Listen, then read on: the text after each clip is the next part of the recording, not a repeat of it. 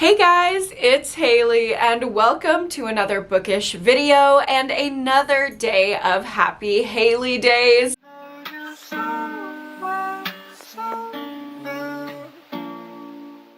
If you didn't know, I am posting every single day of December leading up to Christmas, and I already posted my winter thriller book recommendations. I will link it up above, down below. I have a ton of winter recommendation videos coming in the next weeks, so subscribe for that. But today's recommendations are all going to be winter horror, so snowy, isolated, monstrous horror, anything that gives holiday vibes, snowy vibes, winter vibes, and is a horror book will be in this video. Some of my favorite books of the year are in this video, so I'm super excited to share them with you guys. I have 12 winter horror recommendations for you in this video, and then there are 4 more that will be available as bonus recommendations over on Patreon. I do this for all of my sit-down recommendation videos where Patreon gets some bonus content, so my Patreon is always linked down below if you want to check it out. Now is kind of the time to do it because I'm going to be posting so much content. In December, this is going to be the month where you're going to get the most bang for your buck. Also, when you pay to be a part of the Patreon for 1 month, you can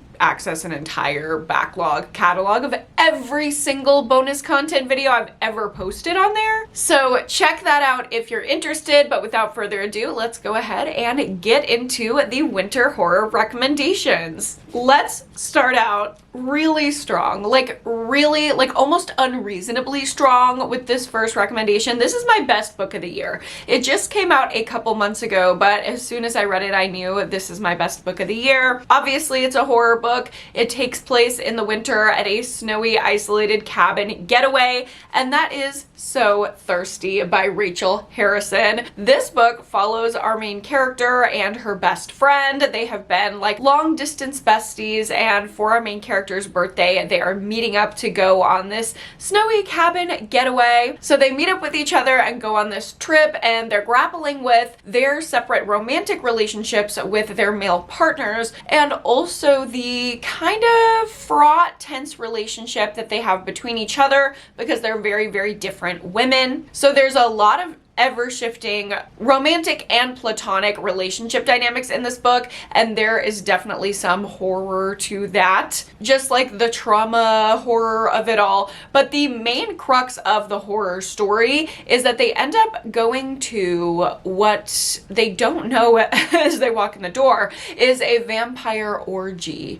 Okay, so things occur from there. It does get horrifying, it does get intense. This is a beautifully written book. Even some of the horrifying scenes, I just found the writing style so beautiful and so human and so relatable, which is so interesting because it's such an otherworldly story. Obviously, vampires are not human, but the story felt so human. Like there was so much humanity in the vampire characters. It was great horror, amazing relationship dynamics, beautifully paced, amazing atmosphere. It's very wintry, snowy. There's a lot of scenes that happen in the cold. Obviously, they're at this snowy cabin. I adore everything about this book. It's my best book of the year. If you're gonna take one recommendation from this video, please let it be So Thirsty. Next up, let's talk about Crossroads by Laurel Hightower. This is a tiny little horror novella, but it packs a huge emotional punch. This is grief horror. We are following a woman whose son has died, and she thinks that she's seeing him coming back. She's seeing him out the window, and she's haunted by the ghost of her son who's passed. Is it really her son though? We don't know, especially because this ghost entity thing starts to suck her into this dangerous game, and if it's not her son, could lead to disastrous consequences. The reason why I recommend this for winter is the atmosphere and the overall feeling of the book. This idea of like it being cold outside and warm inside, and her looking out the window and feeling this foreboding. This does take place place in the fall and winter, and there's a lot of talk of how it feels to be in her world. Also, I think like grief and depression sometimes just feels heavier in the winter and in the holiday season for sure. If you've lost someone, you're definitely feeling it around this time. If you want to feel seen in that in what you're reading, highly recommend Crossroads. It's a beautiful story, but it's also very intense. It is horror after all, so kind of like think about triggers before you go into this one, but if you feel okay to pick up something like this, it is an amazing horror novella. Next up, let's talk about something a little bit lighter and super fun, campy, and Christmassy. That is Silent Night by R.L. Stine. This is obviously a Fear Street book. I don't have an original first copy, first printing of this book. I have a lot of first edition, first printings of Fear Street, but this one was just the one from Amazon because I wanted a copy of this one so bad. This is one of my favorite Fear Street books, and we are following this horrid popular girl who's just absolutely obsessed with herself. She's rich, she's beautiful, she's perfect, she's all the things, but she's also made a lot of enemies, and now these vicious pranks are being played on her, and they're ramping up and getting more and more dangerous, more and more horrifying. So we're trying to figure out which of her many enemies could be behind this. A lot of this book takes place in the mall around Christmas time, so it feels like very late 90s, early 2000s Christmas shopping mall vibes. If you've seen the Christmas movie like Jingle All the Way, it's very campy, very based around like the Christmas consumerism of that era. It feels like that. It's nostalgic, it's fun, and it is quite shocking. Like the plot is genuinely really great of this book. The characters are fun. The Christmas atmosphere is at a 10. You can't go wrong. Now, if you like Krampus, which I've attempted to watch Krampus 3 different times and I've fallen asleep every single time.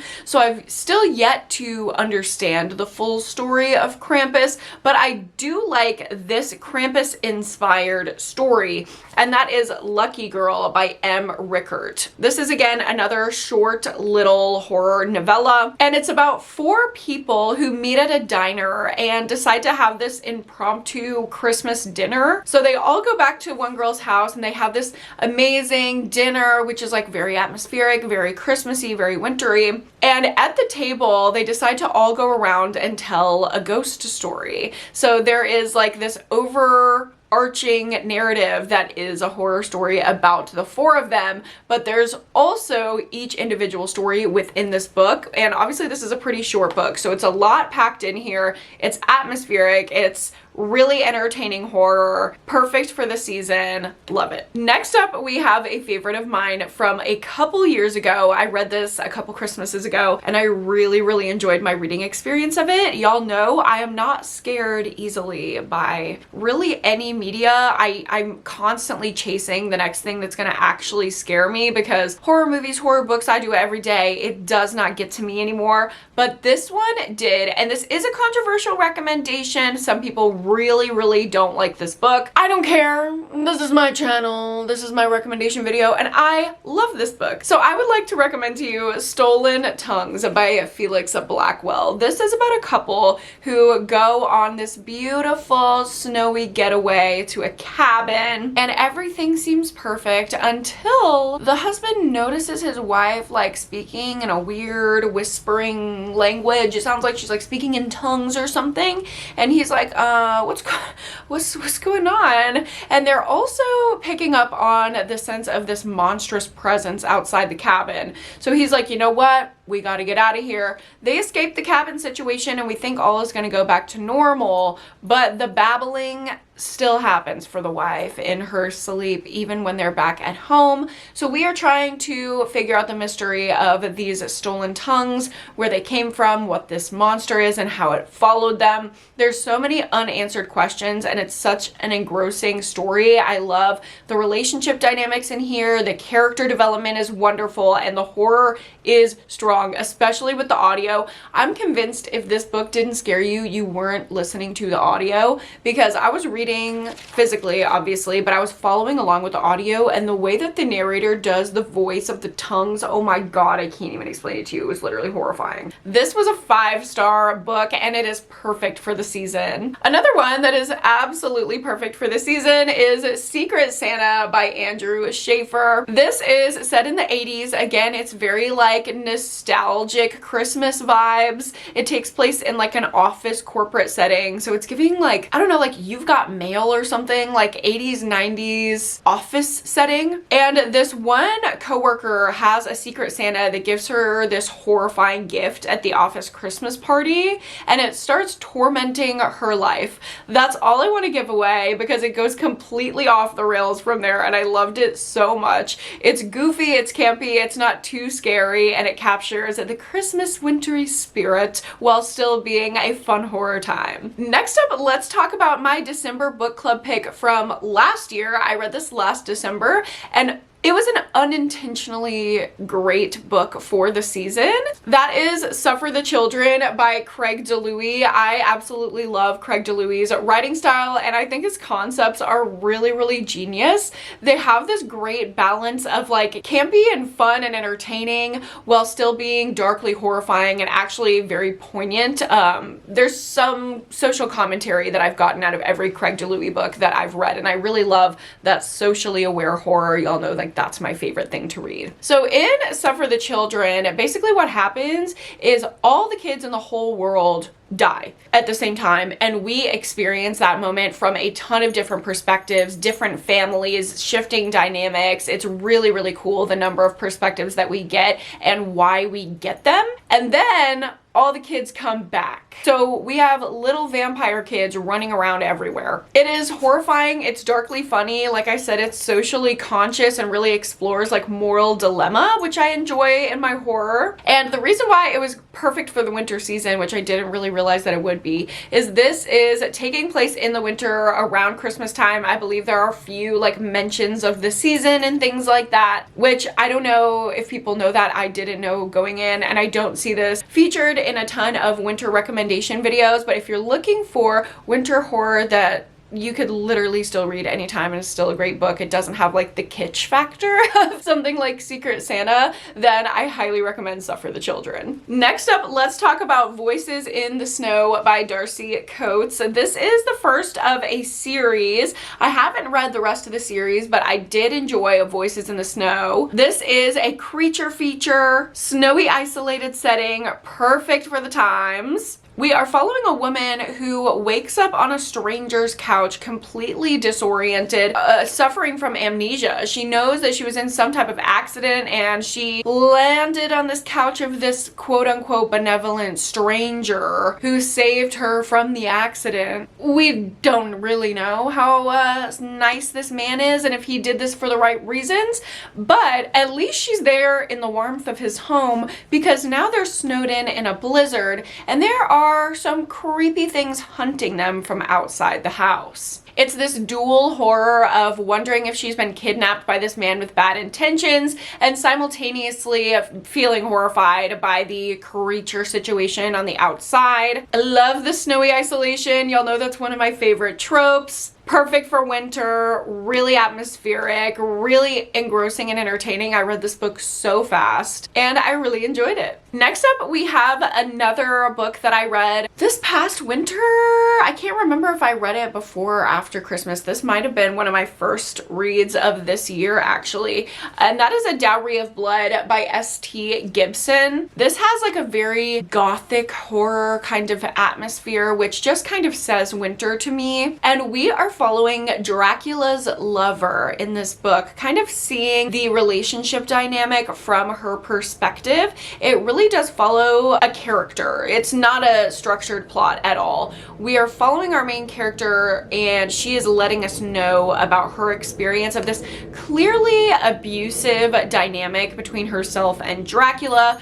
but she is in it and she's obsessed and she cannot get out, and that is really the horrifying part of this. It has a really gritty, dark, but elegant and almost beautiful gothic feel while exploring these dynamics that really speak to what a lot of women have experienced through a horror lens. It's really, really well written. It's pretty short and easy to read, but emotionally not easy to read. So it's interesting. There's a lot of juxtaposition in this one, and I highly recommend it. Next up, we have a Valentine's book. I'm not going to do any like Valentine's horror recommendation video. I just don't have enough books to include in there. But Valentine's Day is in the winter. It's usually really, really cold, like one of the coldest days of the year on Valentine's Day where I live. So I figured I would just put this one in here so it's on your radar for the next couple months. And that is Virgin Night by Christopher Robertson. I love Christopher Robertson's slashers, and this is just that. It is set in the 90s in this fictional town called Cherry Lake. It feels so nostalgic, and it takes place on February 13th, 1998, where this slasher occurs. There's some slasher lore around this town, and it kind of plays on classic horror tropes around like, if you're a virgin, you survive. This town is haunted by this evil slasher figure. It's just dumb teens getting involved with some tropey horror stuff, nostalgia around Valentine's Day in the winter. It is very fun, no thoughts head empty for horror lovers. Getting into our last couple recs here, I have another Darcy Coates book, and that is Dead of Winter. This one is kind of like more of a thriller. I would say it reads like more of a thriller than a horror book. It is a snowy, isolated murder mystery. We are following all of these people who are on a bus on their way to this wintry getaway in the middle of nowhere, and there's snow dripping and icicles falling and all of these things. Did I say snow dripping and icicles falling? I meant snow falling and icicles dripping. It's just really nice and atmospheric to read, but it's also pretty intense horror because as these people are on their way up to this getaway, their bus crashes, and that's not the only element of horror surviving in the cold. No, there's also a person or a force that is picking people off one by one by one. We are trying to figure out how it's happening, who's doing it, etc. And this storm is rolling in, preventing them from surviving in the wilderness with just this bus alone. So a lot, again, kind of like I was talking about with Voices in the Snow, a lot of sources of horror. I think Darcy Coates does that really well. And this one was just really atmospheric, really entertaining. I did end up predicting the killer probably like 50-ish pages from the end, but that didn't really take away from my enjoyment because I think it was so exciting and well written that I didn't mind. And we opened with one of my favorite books of this year, so let's go ahead and close out this video with another one of my favorite books of 2024. That is We Used to Live Here by Marcus Klewer. In this book, we are following a queer couple who flip houses. So they just moved into this huge, gorgeous house, and they get a knock at the door. It's this family, and the dad is like, hey, I actually used to live here. Like, I grew up on this property, and I'd love if you would let me take my kids through and just like show them where I used to live. And the girl who answers the door is like, ooh, I'm a big people pleaser. I don't really know how to handle this. I wish my partner was here so she could handle it, but she's not. So sure, yeah, like, come on in, guys. And then they won't leave. It absolutely pops off from there. It's crazy, it's exciting, it's horrifying, it's trippy, it's a mind fuck. It brings in little pieces of media and like creepypasta type things like the Mandela effect and Reddit threads. It's so good, so engrossing the entire way through, and it takes place in the winter. There's snow outside, there's this isolated gothic feeling home that holds all of these secrets and horrifying things. It is one of the perfect books to read this winter, in my opinion. If you haven't read We Used to Live Here, you gotta go get it. And with that, those are gonna be all of my winter horror book recommendations, except for the bonus ones that are available on Patreon right now. So go check them out if you want. Thank you so much for watching. I hope you enjoyed. Don't forget to like this video if you liked it, and subscribe to my channel if you haven't already. And don't forget to go to therapy and read a book this week. I will see you guys in my next one. Bye!